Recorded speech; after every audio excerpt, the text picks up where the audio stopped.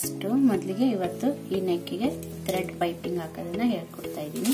Thread piping ಯಾವ ತರ ಹಾಕಬೇಕು ಅಂತ.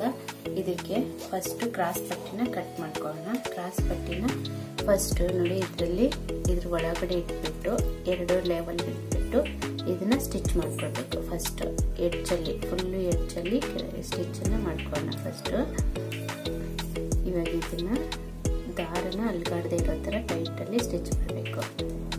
ಹೀಗೆ ಸ್ಟಿಚ್ ಮಾಡ್ತಾ ಬರೋಣ.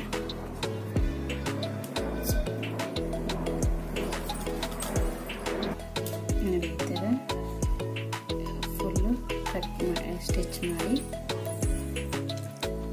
ದಾರನ ಒಳಗಡೆ ಹಾಕಿ ಈ ತರ ಮಾಡ್ಕೊಳ್ಳಿ. ಇದನ್ನ ಮುಗಿದ ಮೇಲೆ ಲಾಕ್ ಮಾಡ್ಕೊಳ್ಳಿ. ಇದನ್ನ ಮುಗಿಸ್ಕೊಳ್ಳೋಣ. ನೆಕ್ಸ್ಟ್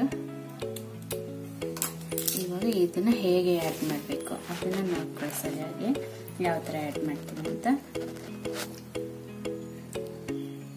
ನೋಡಿ. ಫಸ್ಟ್ ಇದನ್ನ ಈ ತರ ಇದೆ ಪೈಪಿಂಗು. ಇಲ್ಲಿ ನೆಕ್ ಇದೆ. ಈ ನೆಕ್ದು ಇದು ದಾರದ ಸೈಡು ಲೆಫ್ಟ್ ಸೈಡ್ ಬರಬೇಕು. ಇದನ್ನ 2 ಪಾರ್ಟ್ ಅನ್ನ ರೈಟ್ ಸೈಡ್ ಬಿಡೋಣ.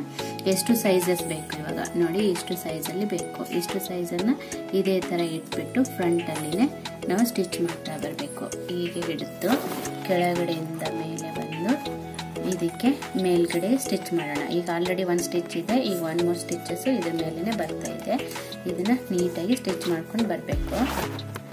ನೋಡಿ ಈ ತರ ಸ್ಟಿಚ್ ಬರುತ್ತೆ. ಮತ್ತೆ ಇದ್ರ ಮೇಲೆ ಸ್ಟಿಚಸ್ ಇದೆ. ಫುಲ್ಲು ನೆಕ್ ಸ್ಟಿಚ್ ಮಾಡ್ತಾ ಬರಬೇಕು. ಫುಲ್ ನೆಕ್ ಇದನ್ನೇ ಸ್ಟಿಚ್ ಮಾಡ್ತಾ ಬರಬೇಕು. ಹೀಗೇನೆ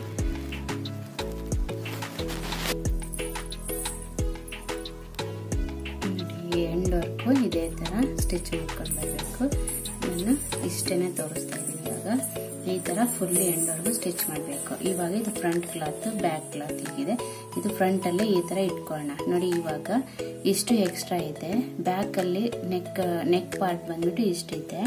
ಇದನ್ನ ಎಕ್ಸ್ಟ್ರಾ ಕ್ಲಾತ್ ಬಂದ್ಬಿಟ್ಟು ಇಷ್ಟಿದೆ. ಇವಾಗ ಇದನ್ನ 1 ಸ್ಟಿಚ್ ಆಯ್ತು. ನೆಕ್ಸ್ಟ್ ಸ್ಟಿಚ್ ಬಂದ್ಬಿಟ್ಟು ಇದನ್ನ ಎಕ್ಸ್ಟ್ರಾ ಇರೋದನ್ನ ಇದನ್ನ ಈ ತರ ಬ್ಲೌಸ್ ಮೇಲೆ ಇರೋದನ್ನ ಈ ತರ ಫೋಲ್ಡ್ ಮಾಡಿ 1 ಸ್ಟಿಚ್ ಮಾಡ್ಕೊಳ್ಳೋಣ. ಇದು 1 ಸ್ಟಿಚ್ ಮಾಡಿದ್ರೆ ನಮಗೆ ಫಿನಿಶಿಂಗ್ ಬಂದ್ಬಿಡುತ್ತೆ.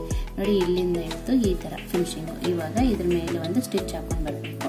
ಇದು 1 ಸ್ಟಿಚ್ ಹಾಕಿದ್ಮೇಲೆ ಇದನ್ನ ಈ ತರ ಟರ್ನ್ ಮಾಡಿದ್ರೆ ನೋಡಿ ನಮಗೆ ಪೈಪಿಂಗ್ ಅನ್ನ ಈ ತರ ಕುತ್ಕೊಳ್ಳುತ್ತೆ. ಅದನ್ನ ನಾವೀಗ ಇಲ್ಲೊಂದು ಸ್ಟಿಚ್ ಮಾಡೋಣ. ಈಗ ನೆಕ್ಸ್ಟ್ ಮತ್ತೆ ಥ್ರೆಡ್ ಹಾಕೊಂಡ್ಬಿಟ್ಟು ನೋಡಿ ಫಿನಿಶಿಂಗ್. ಇವಾಗ ಇದು ಗೊತ್ತಾಗಿದೆ ಅಲ್ವಾ ಹೇಗೆ ಅಂತ. ಇದನ್ನ ಬೇಕಾದ್ರೆ ಉಲ್ಟಾ ಇಟ್ಕೊಂಡ್ಬಿಟ್ಟೆ ಮಾಡ್ಕೊಳ್ಳಿ.